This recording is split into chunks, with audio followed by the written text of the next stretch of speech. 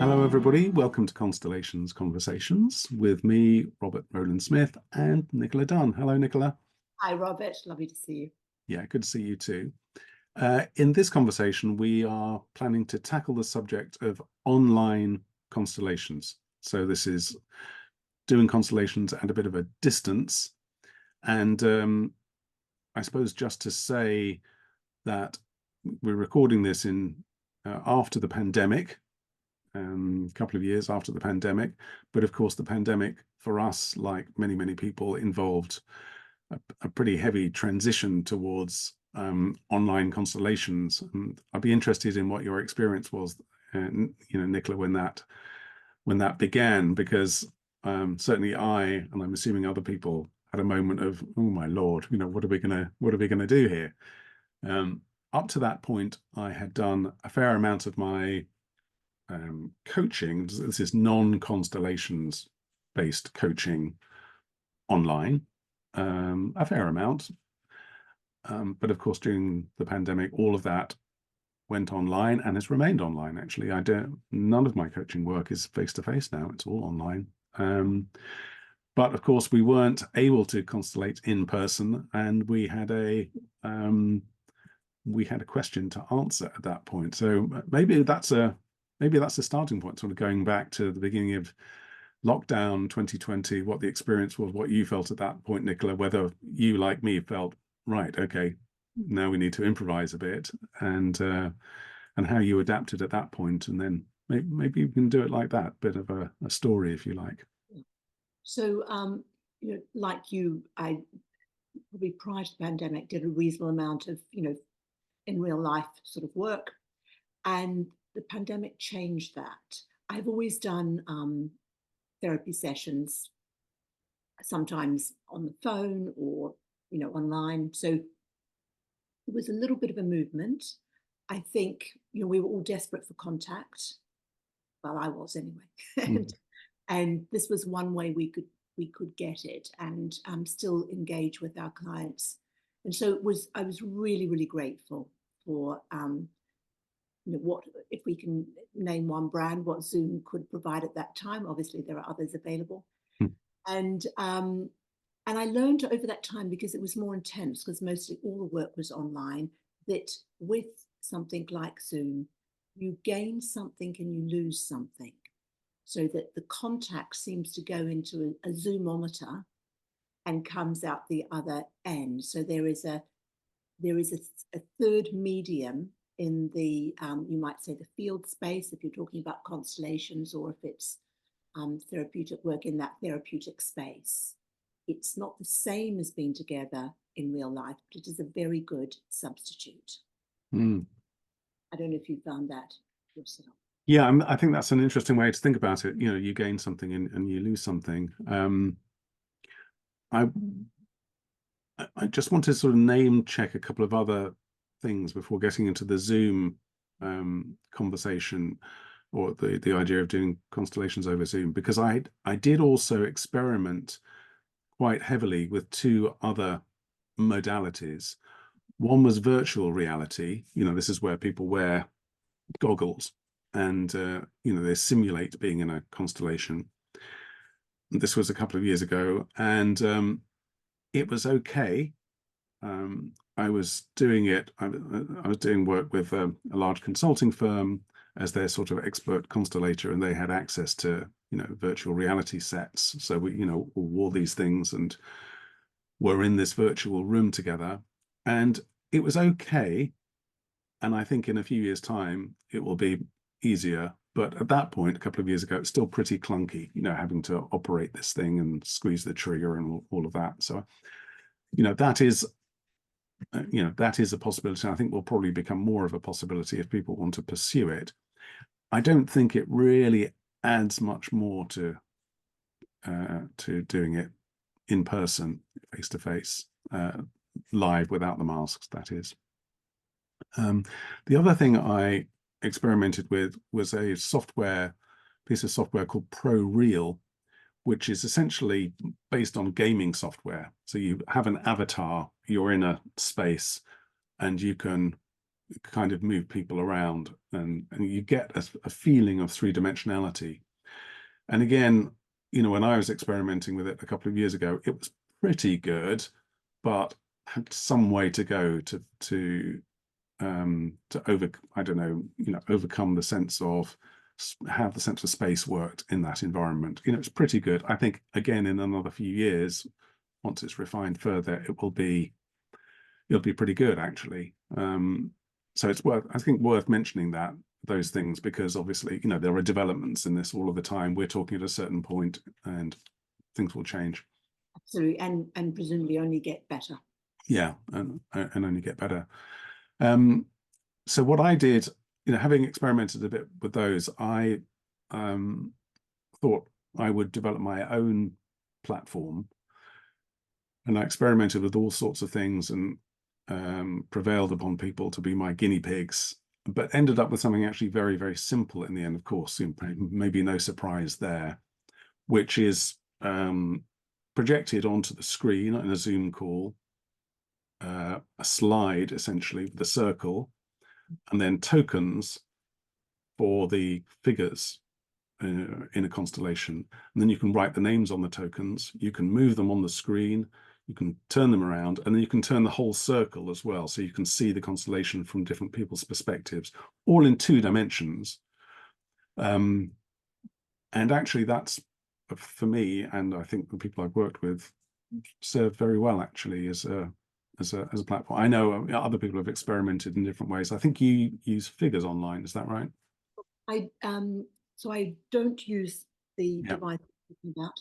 I would use a range of things. Yeah. So the thing I want to say first of all is there's a lot going on in that online moment.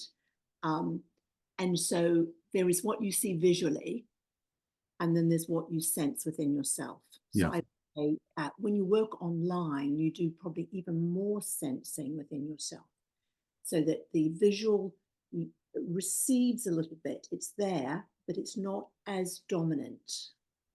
So that the contact across Zoom is from, it's one individual to one individual, one individual to a group.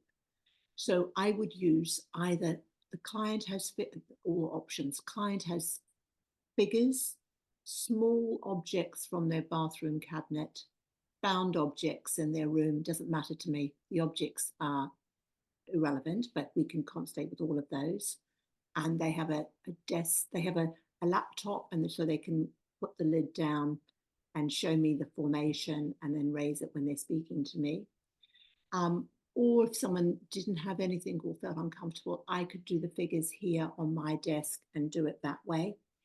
The thing is, I think if you know the method, you know how to constellate, you can adapt to whatever is available. I can do an intrapsychic constellation. We've mentioned those before, where someone would just be sitting, on the screen, and we would just work with their inner world. My inner world is joining their inner world. Those are sort of all different ways of allowing something to emerge, which hopefully is useful to the client. So much that's interesting what you've just said there, Nicola, and to your point, that there is that level of sensing or inner sensing, as it were, that is particularly intense constellating online, because you don't have the visuals of the people standing up in a room.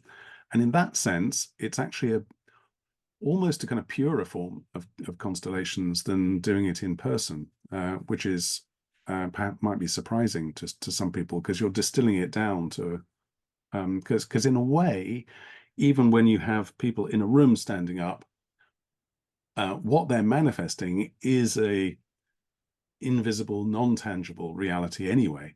So the access can be more direct, perhaps, working online.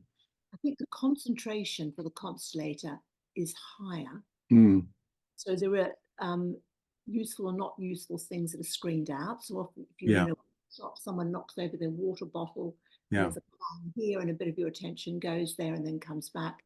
So you don't have the same distraction. And also, because you're aware of that slight diffuseness of the online contact, that you weight the meaning a little bit more in your own sensory experience. Yes, that's true. Fewer distractions, actually. Yeah.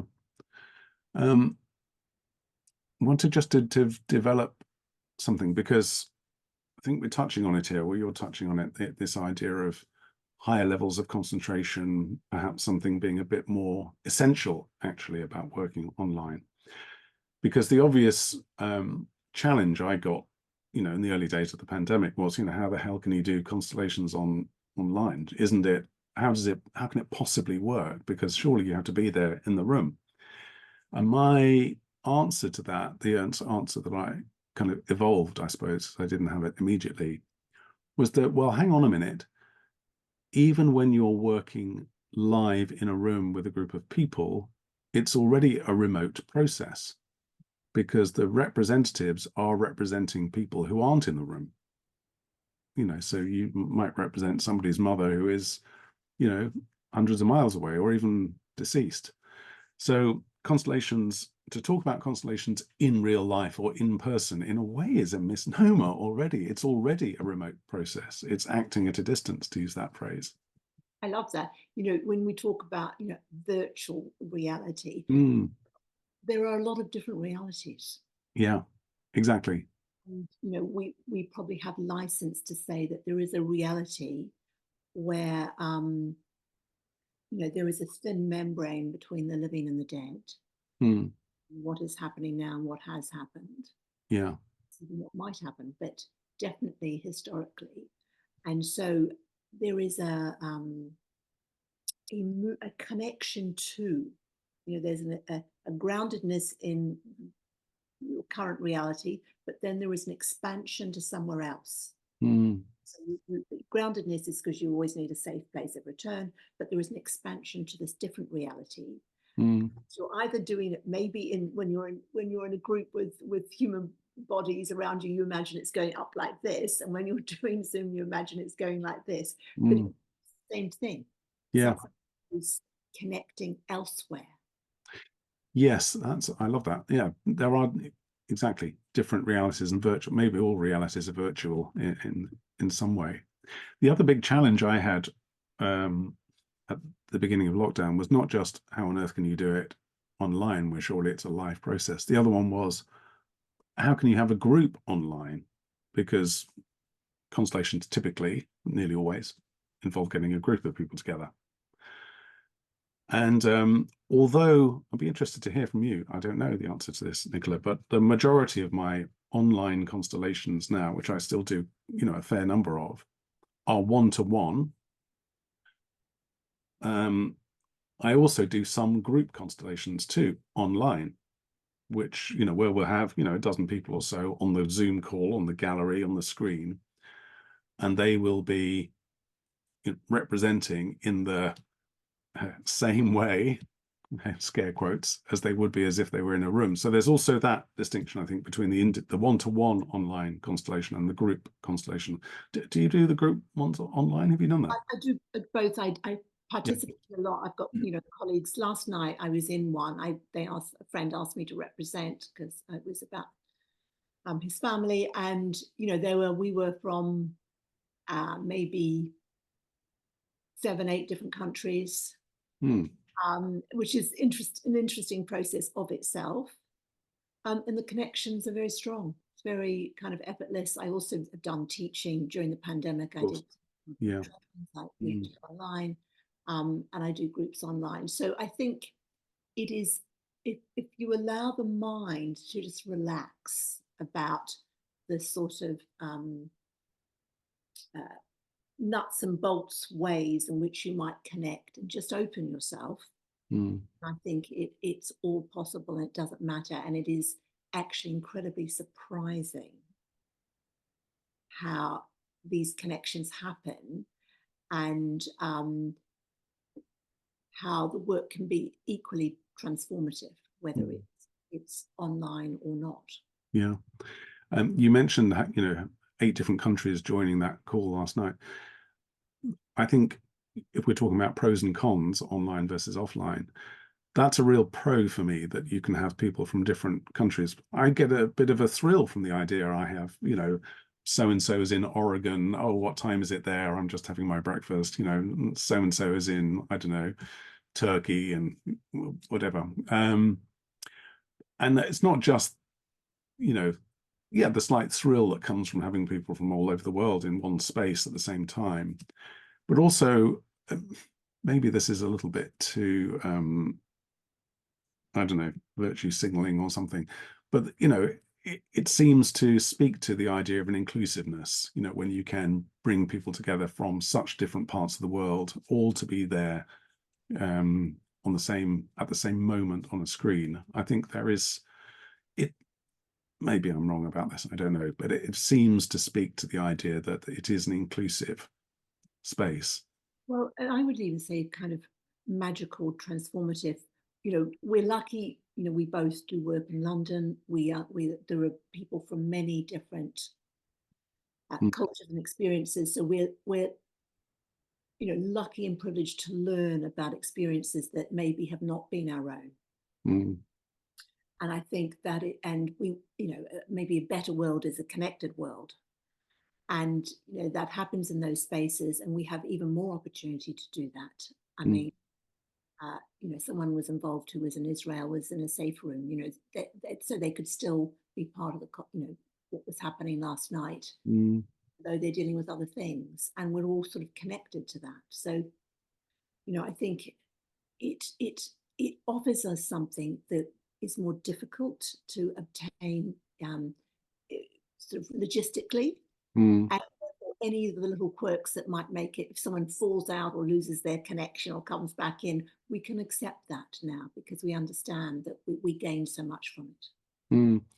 And I start off, I suppose, with the principle that it's all information. So if someone's connection goes down, or their lighting is odd, or their microphone, they're on mute and so on, I always ask myself the question, is this somehow relevant to the material that's coming up?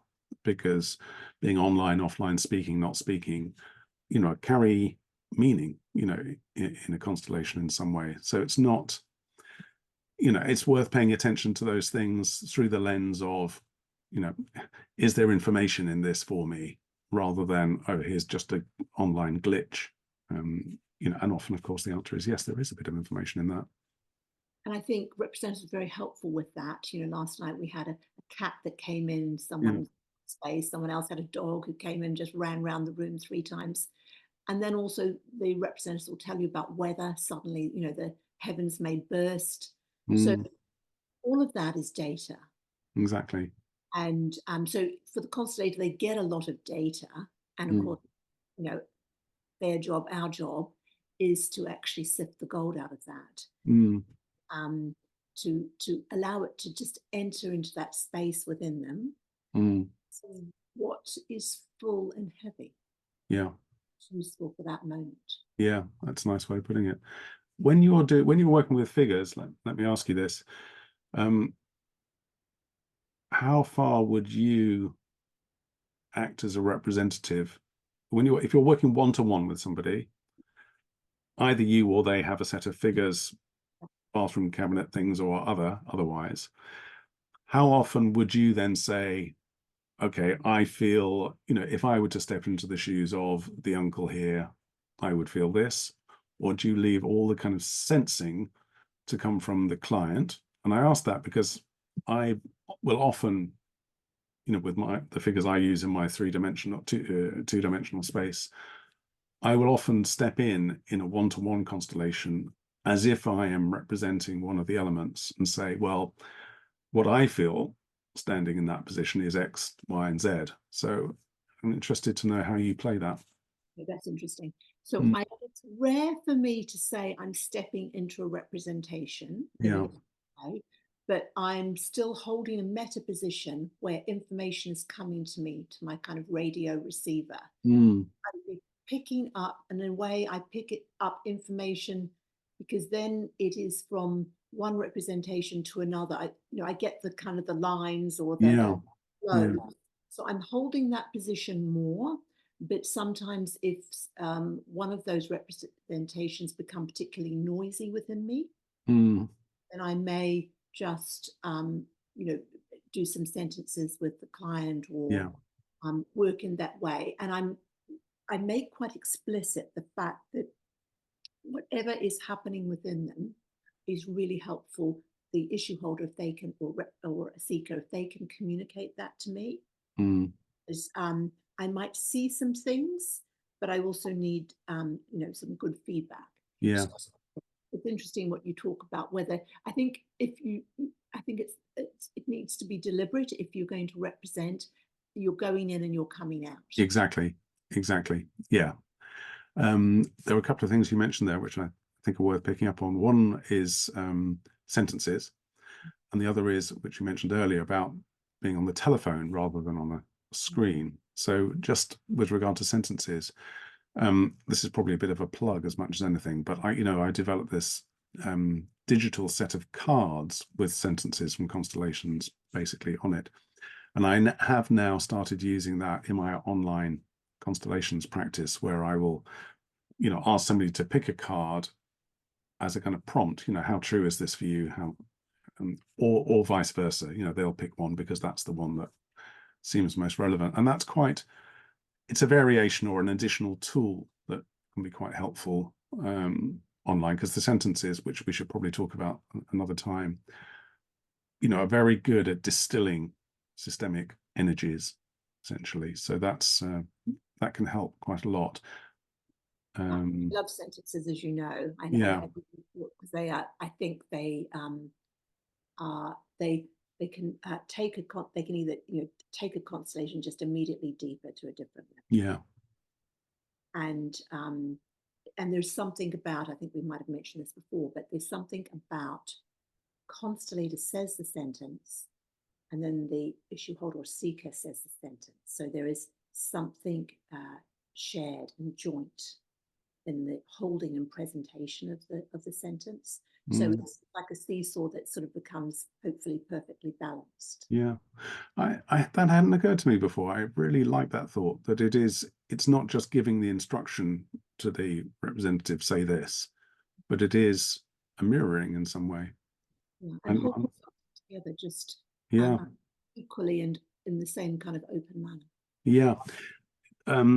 It also makes me think another distinction between, I want to come back to the telephone thing, but another distinction between IRL constellations in real life and online is that there tends to be more talk online than in a live constellation, because in a live constellation, after the initial conversation at least, the representatives stand up and there might be quite a lot of silence, just people standing, maybe moving, not much talking at all, in fact.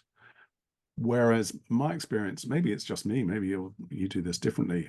My experience of online constellations one-to-one, and in a group for that matter, is there tends to be more talk going on.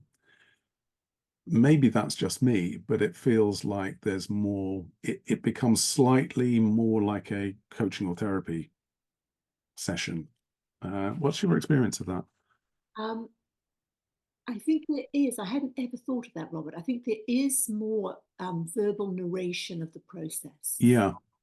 um, and uh, and maybe that's necessary. Mm,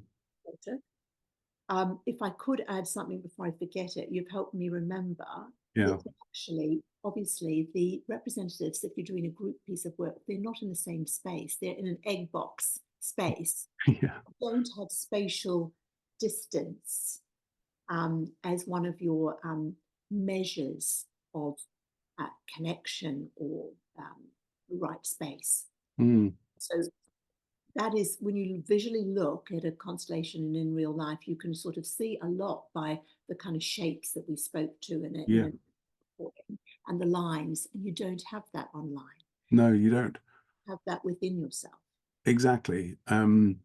Which I think connects to this thing I do want to touch on, which is telephone constellations. Now, I was running an online constellation for somebody, I don't know, 6 months ago. She was in another part of the world, and her signal wasn't great. So we abandoned Zoom and abandoned my platform and said, okay, let's just call each other. And it worked far better than I imagined it would have worked. And I think for a couple of reasons. One is, as you say, that it made it clear to me that we as constellators hold those lines within ourselves anyway. And if you can't, see anything, literally can't see anything, you're just listening, it becomes all the more intense somehow, or all the more clear even what those lines are. And it's almost as if like we're saying, if there's less distraction online compared to in person, there's even less distraction on the telephone than online. So it's like a double distillation, what's going on. And so the imprinting is allowed to be all the more kind of visible internally, perhaps, than it would otherwise be. So it's like if you're a house and you shut down all the windows bar one, that one becomes very bright. Yes, exactly. Yeah, yeah. So it's, I think about it's sensory deprivation in a certain kind of way. Yeah, So, yeah, exactly. I just, as a little sidebar, it just made me reminded me of a time actually recently. Someone, a professional woman, she needed a constellation for something that was time imminent, and so she's in a different country. So we managed to find a time, but she was actually at a conference. And she was in the dining room, so I told her to go to the sort of fruit counter, and she had different slices of fruit on her plate, and we constellated the family system, in that setting, which had bits of noise around and whatever, and waiters trying to take the fruit plate away, and various things. But it was actually she said, very helpful. So I think the most important thing I would say to anyone listening who's starting to do this is it's the intention to do it and the openness that something useful might emerge for the issue holder or seeker. And if that comes together between the two of you, then material life will fall into place around that. Yeah, that's great. Now, I'm conscious of time, so we can't talk for much longer, but there's just, maybe I can add one more thing for you to respond to, which is the idea of giving people visualizations to do. Because in this telephone call I was talking about, not for the first time, I invited the client to visualize people in her system and to kind of summon them and then address them using the sentences, which we've touched on there. And I've also done that even using my wheel, and maybe you've done it using figures, but it can also be a very helpful way of establishing a kind of online systemic connection. And I know you and I have done this in in training workshops. We've done kind of guided meditations of a systemic nature, but it works. It transposes very well to particularly a telephone situation. Yes, and I think I agree with you. And perhaps it is because of what we've described that a lot of the other sensory information is shut down, so that there is a connection which facilitates that kind of quiet moment. As you're saying, I think with this client that you gave her a visualization, but it was also something she could then replicate if she felt she wanted to embed it more deeply over time. And I would say often to people in that situation, I would say, do it, every night or every morning until you forget to do it. And something's complete. Very good. Yeah. So I think it's time now. Is that right, Robert? Yeah. Okay. So thank you to everyone who's been watching and listening. Please like, share, and subscribe. That keeps us motivated to do things, and follow. And if you want to contact Robert, you'll find him at robertrowlandsmith.com. And for myself, it's nicoladunnconstellations.com. We hope to see you again another time.